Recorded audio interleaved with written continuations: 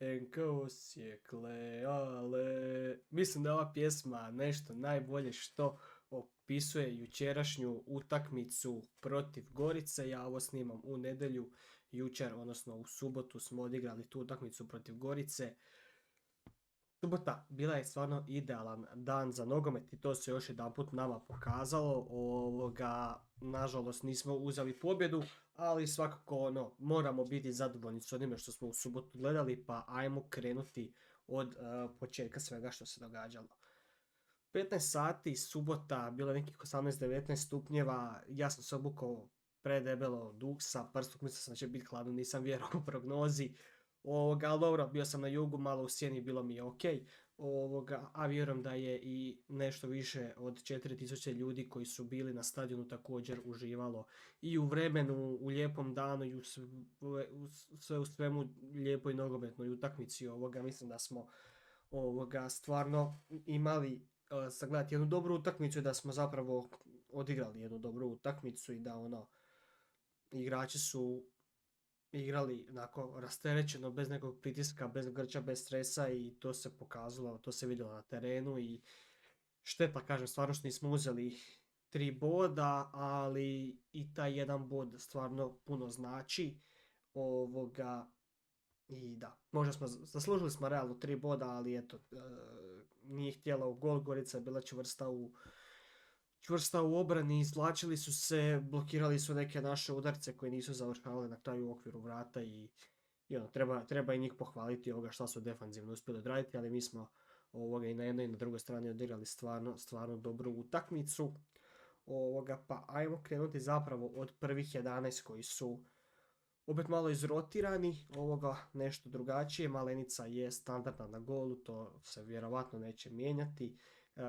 Kao lijevi bek vratio se Barišić nakon ozljede, neka zadnja loža ili nešto su bili pričali valjda da je bila u pitanju kod Barišića, zašto ga nije bilo protiv Istre. Znači Barišić je startao lijevo, na stoperskoj poziciji našao se Jurišić, iako kada sam gledao postavu ranije kad je izašla prije utakmica, vidim Barišić i Jurišić u prvih 11 i bit ću vam iskren, više sam bio očekivao da će Barišić igrati stopera, s obzirom, ajmo reći da je on stariji, da je možda pametniji, pa da će se bolje pozicionirati na toj stoperskoj opciji. Isto tako Jurišić je brži, agilniji, možda može više doprinijeti naprijed, ali eto, Radotić ipak odlučio za Jurišića kao stopera.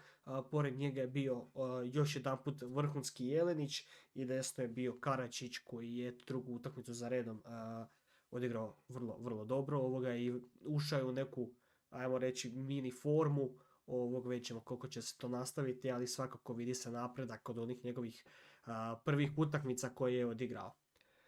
Dvojica u vezi, Petrusenko i Mehija, vratit ću se na taj vezni red i na Mehiju kasnije, ali zašto je taj dečko bio toliko, ja ću reći, podcijenjen ili ne znam, degradiran, zašto nije bio korišten kod Sopića, meni to stvarno nije jasno. Dečko je ubojica, dečko grize, dečko je kao ne znam, brate mili, znači ima ga svuda na terenu, bori se, čvrst je, zna proigrat, šteta za jednu priliku, šta me svrminos tako?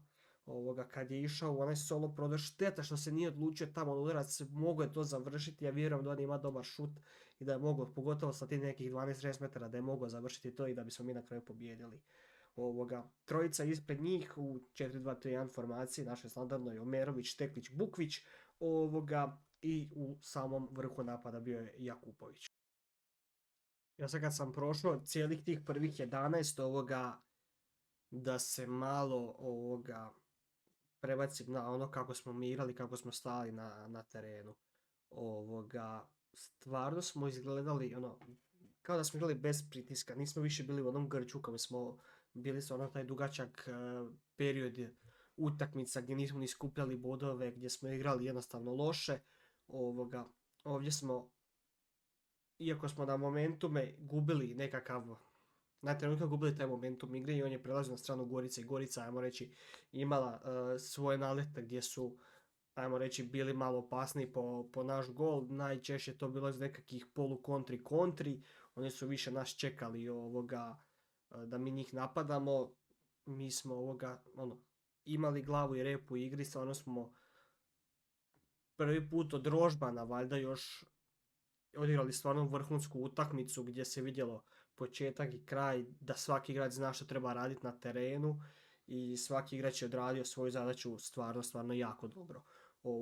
U obrani čak i po sofa skoru svi su odigrali vrhunski, imali smo i preko bočnih pozicija lijepo izlaženje. Mislim da je čak i Jelenić par puta bio malo povukao kad je oduzeo tu loptu, da je i on znao malo povući prema naprijed i on je nekako, djeluje mi sigurniji. Svi su se žalili na njega ranije da je dosta nesiguran, da se na njega ne možeš osloniti, da on nije taj stoper koji će, ajmo reći, biti glavni, kojeg će se rotirati eventualno drugi stoper, neko koji je nama prije bio Daniel Lončar ili Mile Škorić, Majstorović koji je recimo to bio kod nas u Osijeku pa je sada i u Rijeci.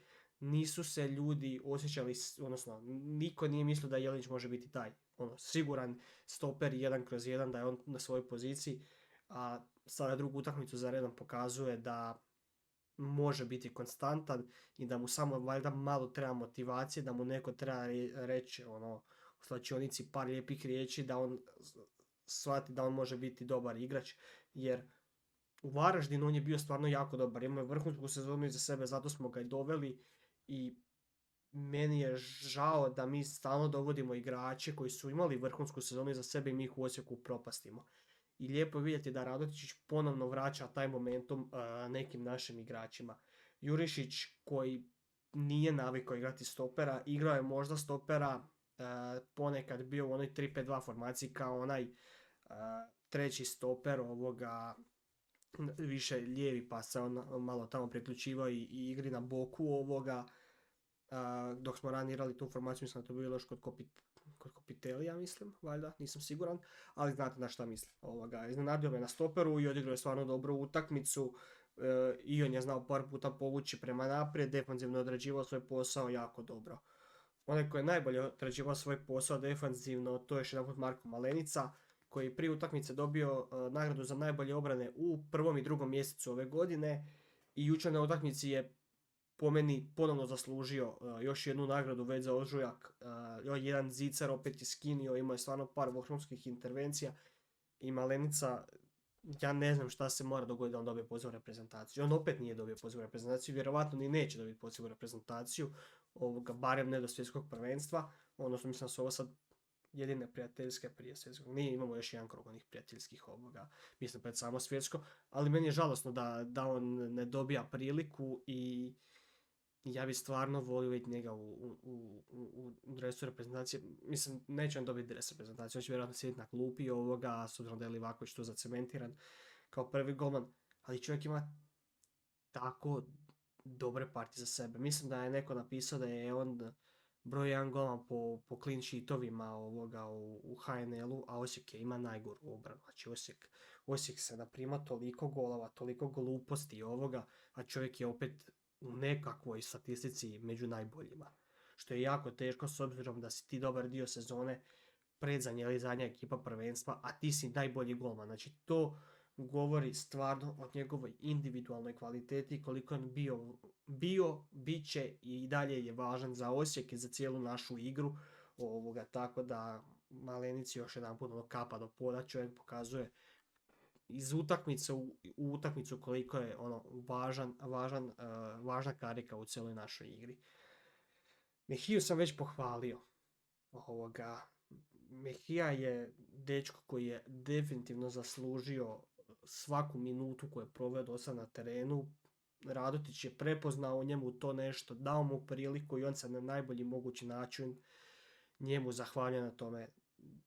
Svaki kontakt, svako odigravanje, dečka ima svuda na terenu, reagira na svaku promjenu kretanja igrača i lopte.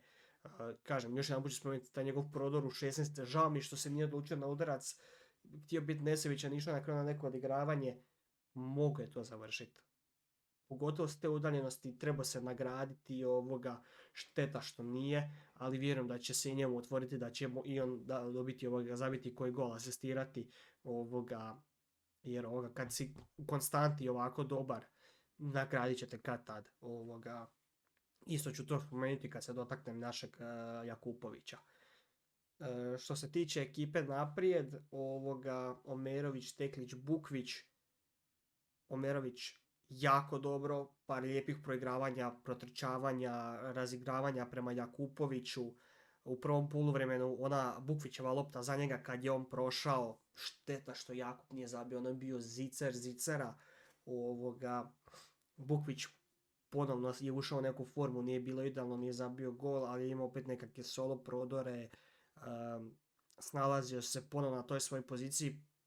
Ponovno on počinje ličiti na onog Bukvića kojeg smo voljeli i od kojeg su se očekivale neke velike stvari, pa je pao u formi, nekako pao u drugi plan i nekako sve su ponovno počeli sumnjati u njega, vjerovatno i on sam u sebe, i sad ponovno se vidi u njemu nekako samopouzdanje, kao i kod cijele momčadi, što se naravno u konačnici vide na terenu, gdje su svi igrači naši puno konkretniji, kako ofenzivno, tako i defensivno, i to mi se sviđa, jer dolazi nam opet onaj težak period, Hajduk, Dinamo, Rijeka, gostovanja sva, bit će nam važan taj, ajmo reći, ta motivacija i nekako samopouzdanje da prebrodiš takve utakmice, da igraš pred Maksimirom, da igraš na polju, da igraš na Rujevici, Rijeka koja je u formi, Hajduk koji nije ni tu ni tamo, ali igraš na punom polju, da uvijek je problematično.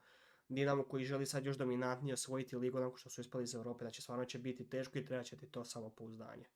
Što se tiče Teklića, jedna stvarno dobra utakmica s njegove strane, i on je ušao u tu formu, iako je nije dobro startao pod Sopićem, i nadam se da će to biti još jedan igrač koji će ostati u našem momčadi, s obzirom da je on na posudbi do ljeta, i volio bi da se otkupi njegov ugovor iz Viđava, kako se čita, znači iz Poljske njegov ugovor da se otkupi, jer pokazuje da može puno toga doprinijeti, dosta okomito igra, ima taj šut iz daljine, znamo da ima prekide, još nas bole neki njegovi golovi koji nam je zabio, i na ovoj utakmici on ima to namještanje gdje on otpuca odlično, pogodi stativu, ima je pored toga još par situacija gdje se dobro snalazi na tom nekakvom prostoru od 16 do 20-25 metara, i tu je on dosta snalažljiv i zna, i dobro je orijentiran, zna vidjeti gdje može eventualno prodati igrač ili se osloboditi, igrati neki dopli pac i završiti sa udarcem prema golu.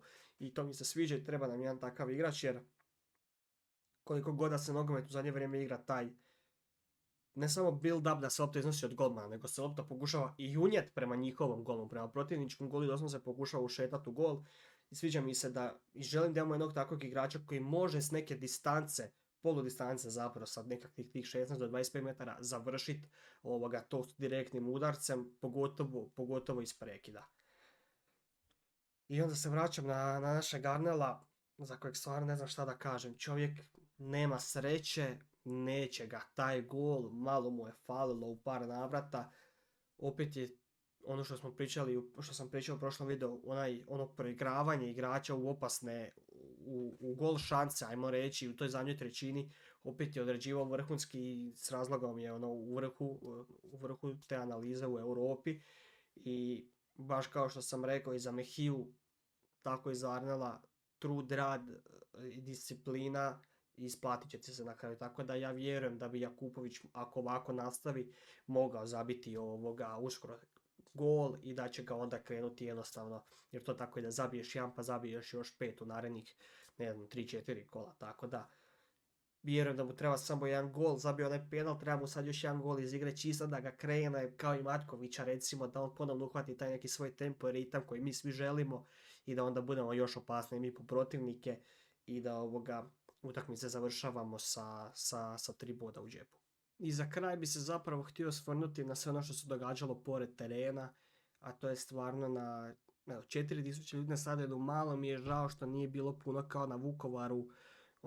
Mislim da dobar dio ljudi nije prepoznalo taj momentum koji smo sad pokrenuli, gdje mi imamo 7 bodova iz 3 utakmice, što je stvarno za nas, kako nam je bio onaj prošli dio sezone dok nije došao Ratić, nam je bio loš, i sad nam slijedi taj malo teži period, već idemo na gostovanje u Koprivnicu, uvijek nezgodni, slaven, pogotovo kod kuće, tamo kad bi uzeli bodove to bi stvarno bilo vrhunski jer onda opet zadržat ćeš neku distancu, vjerovatno naspram Vukovara i dalje se možeš približiti Gorici, ne znam s kim Gorica ima sljedeću utakmicu, mislim da njima isto slijedi neka slijedi Rijeka, pa imaju Varaždin, mi ćemo isto tako ići prema Slavenu, pa imamo utakmicu protiv Dinama, tako da nama isto slijedi jedan isto teži period, Gorica je isto tu, Varaždin igra stvarno vrhunski i mi dalje imamo priliku odvajati se Vukovaru, istizati polako Goricu, što vjerujem da nam treba biti u cilju. Vukovar koji ima Hajduk kod kuće, koji ima Lokomotivu, pa Dinamo isto im neće biti jednostavno kao ni nama, ali mislim da imamo puno bolje momče, da ćemo mi puno lakše jednostavno dolaziti do boda ili možda sva tri u tim utakmicama i tu imamo priliku se još više odvojiti i približiti možda nekoj sredini tablice. Ali što sam krenuo pričati za broj gledatelja. 4000 ljudi na stadionu i stvarno vrhunski ambijent, navijanje južne i istočne tribine je stvarno nešto predivno.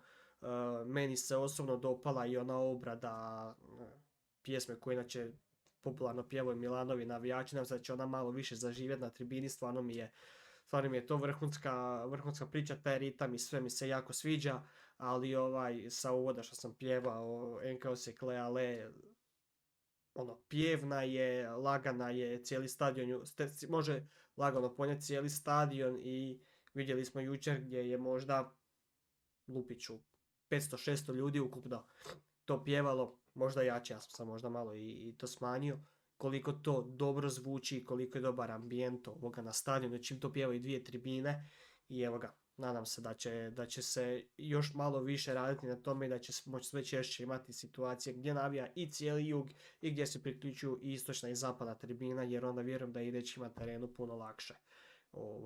Tako s tim bi zaključio ovaj video.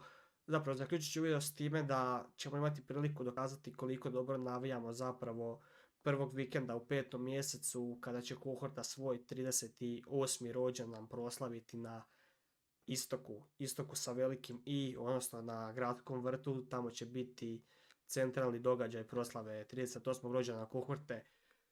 Sjajno nam se poklopilo tamo s tim datumima, kohorta uvijek slavi rođendan kraj 4. početak 5. mjeseca, uvijek je to negdje taj period.